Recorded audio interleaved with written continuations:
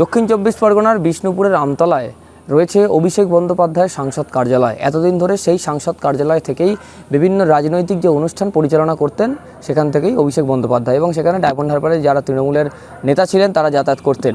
সেই যে কার্যালয় রাজ্যে পালা বদলের পর একেবারে সেই কার্যালয়ে আজ কিন্তু চলল বুলডোজার।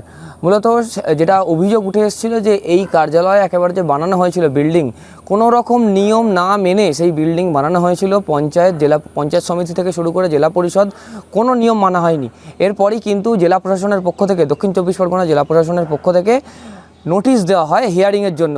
সেই নোটিশে সাড়া না মেলায় অবশেষে আজ একেবারে বেলা 12টা থেকে দেখা যায় যে 3টি বুলডোজার নিয়ে আসা হয়, এবং সেই বুলডোজারগুলি দিয়ে কিন্তু অভিষেক বন্দ্যোপাধ্যায়ের যে বিষ্ণুপুরের কার্যালয়, সেই কার্যালয় কিন্তু একেবারে ভাঙার কাজ শুরু করা হয়। এবং কার্যালয়ের সামনে টিনের শেড থেকে শুরু করে কার্যালয় সমস্ত কিছু কিন্তু ইতিমধ্যেই যে ভাঙার কাজ, সেই ভাঙার কাজ হয়েছে। এবং যেটা দেখা যায় যে গেটের তালা ভাঙা হয়, দমকল কর্মী এবং বিষ্ণুপুর থানার পুলিশ আধিকারিক তারা উপস্থিত থেকে গেটের তালা ভাঙা হয়, এবং তার সাথে বিষ্ণুপুর 2 নম্বর ব্লকের বিডিও থেকে শুরু করে বিভিন্ন প্রশাসনিক আধিকারিক তারা তালা ভেঙে ভিতরে যান। এবং যেটা দেখা যায় যে ভিতর থেকে একটি ল্যাপটপ, সেই ল্যাপটপ কিন্তু নিচে ফেলা হয়।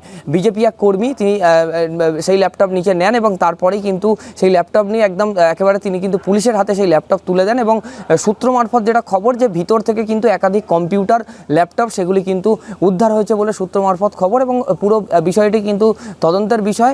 আজ কিন্তু এই যে ভাঙার যে কাজ, সেই ভাঙার কাজ কিন্তু একেবারে বিষ্ণুপুর থানার পুলিশ থেকে শুরু করে র্যাফের আধিকারিক এবং কেন্দ্রীয় বাহিনী মোতায়েন করে 3টি বুলডোজার দিয়ে সেই ভাঙার কাজ শুরু করা হয়।